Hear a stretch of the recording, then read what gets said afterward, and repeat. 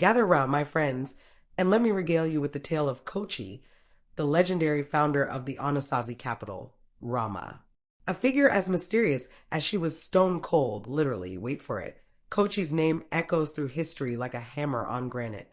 Fitting, since her favorite things were rocks and ruling. You see, Kochi had a vision. A city built to last, not on flimsy wood or unstable mud, but on the sturdiest material she could find, stone. A kingdom that lasts, she declared, needs a heart of granite. And so Rama rose not just as a city, but as a big, rocky middle finger to anyone who doubted the Anasazi's staying power. Kochi wasn't exactly warm and fuzzy. Her affection extended solely to her people. The rest of the world, they could kindly kick rocks. As for her backstory, nobody really knows. No spouse, no kids, no juicy scandals, just one goal: greatness for the Anasazi.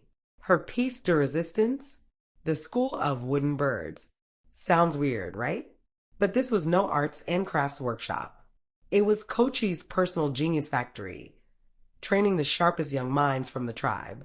She personally oversaw the school, molding the next generation of leaders with all the tenderness of a stonecutter wielding a sledgehammer. Wooden birds, they called them, because these kids would eventually fly, but only after being carved to perfection. Why settle here? Kochi wasn't just a dreamer. She was practical. The forest promised food and trade opportunities, and she had plans for both. Yes, even trade with those charmingly unpopular neighbors, the Spaniards.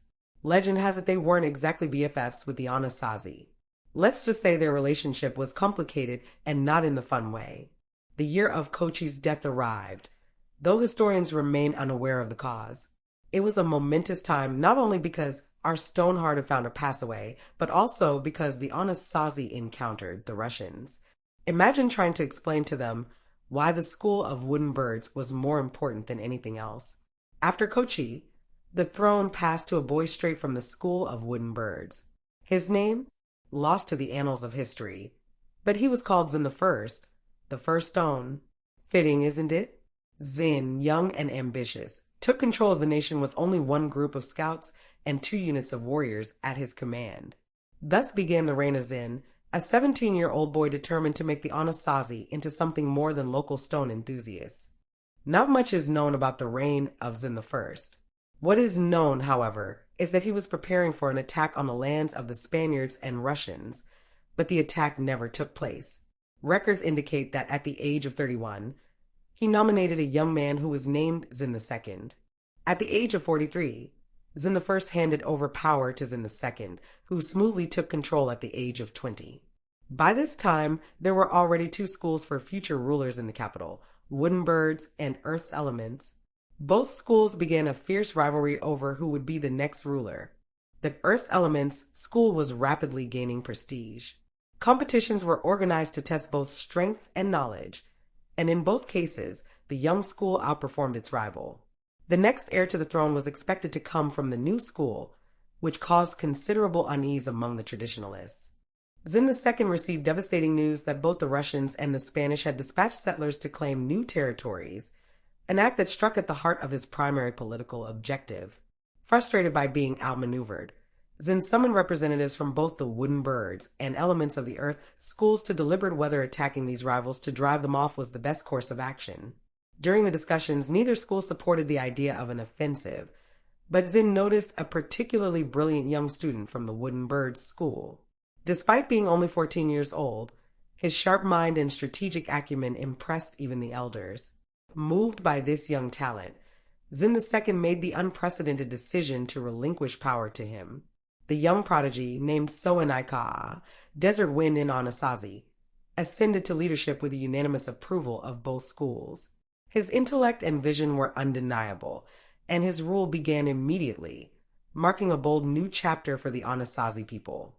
The young Soanaika, also known as Desert Wind, laid out his plan with his characteristic finesse.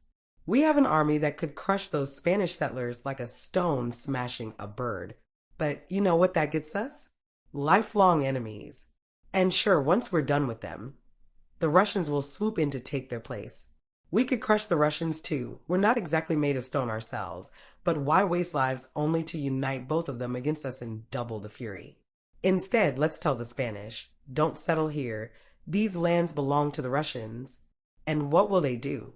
Of course they'll settle anyway. Because why would they care? Deep down, though, they'll know they've crossed the line. Meanwhile, the Russians, oh, they'll be seething, convinced those lands are theirs, even we said this. Plus, they'll lose their route to expand further to our lands.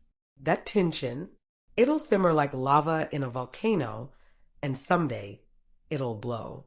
When those two nations start fighting over the land, we'll quietly secure the territories around us, waiting for their first blood. And then we'll decide if it's time to strike. As per the words of Soanaika, the leader known as Desert Wind, it all unfolded. The Spanish settled, the Russians got mad, and started looking for new lands next to the Spanish. Not long after, at the age of 21, the young leader founded the second Anasazi settlement, called Chaco, on salty lands. And the first thing he did? He sent everyone out to proclaim that these lands belonged to the Anasazi. His goal? A peaceful takeover of the land with numerous herds of horses by shouting down small native groups, convincing them to recognize the superiority of the Anasazi, not the Spanish. Simple, right? As Desert Wind says, if you sing the same song every day, even the birds will start humming along. The plan worked, and over the next few years, the mountains adjacent to Chaco were recognized as the property of the Anasazi. Then, tragedy struck.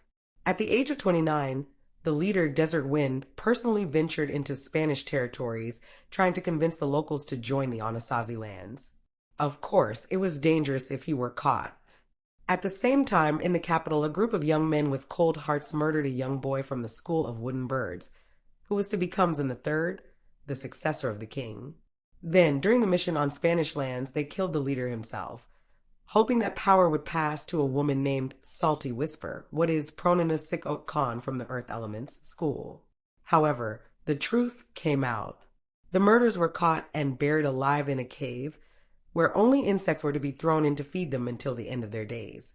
After this incident, power was taken by a 19-year-old boy from the Wooden Birds school named Imprint of Work Ko-Brismi Kanasai. His first decree was to merge both schools and mix the young hearts, ensuring there would never again be any animosity between them. The new school was named Birds of the Earth in honor of the two schools, and its colors were to be black and white. Zin III, known as Imprint of Work, continued the policies of his predecessor, ensuring stability and maintaining the progress of the Anasazi. However, everything changed when copper processing was discovered. It was immediately clear that this was a crucial resource that must be secured at all costs. Efforts were made to quickly equip settlers and send them to a place known as the Scented Sands, where copper deposits were found. The mission succeeded, but this time it was the Spanish settlers who cursed and spat, standing atop the hills just beside the new Oewima. Imprint of Work then remarked, "It's clear that this anger must find an outlet."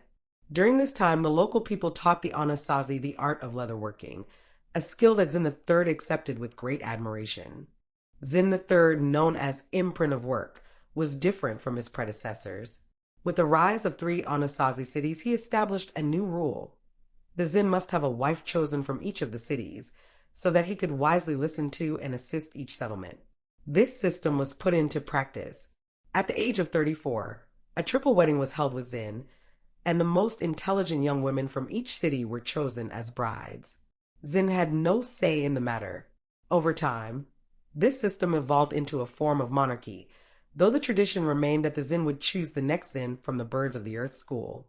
However, despite this, the new king never selected a worthy successor, leaving the throne in limbo. Finally, Zin chose his successor. Surprisingly, it was his child, but not from one of his wives. Child was a member of a small tribe of name Sunny Stones, living in the lands occupied by the Spanish. This tribe had taught Anasazi the art of leatherworking, and the relationship between Zin and this tribe had strengthened over time. During one of his visits, the daughter of the tribe's leader bore Zin a child. When the 4-year-old boy named New Sun, in Anasazi it sounds Saitaka, was sent to school, it quickly became clear that he was extraordinary. Especially skilled in mathematics and expressing his thoughts clearly, He quickly made many friends, despite his small stature. By the age of 8, New Sun had already shown even greater potential. In school, he gathered a group of supportive friends, constantly practicing logic, mathematics, and medicine. During this time, at the age of 40, Zin met with the Spanish ruler, successfully negotiating a provisional non-aggression pact. However, this wasn't the only development. Zin's 3 wives were soon joined by the hated, ugly, and aggressive daughter of the Spanish ruler. Her name was Arabella.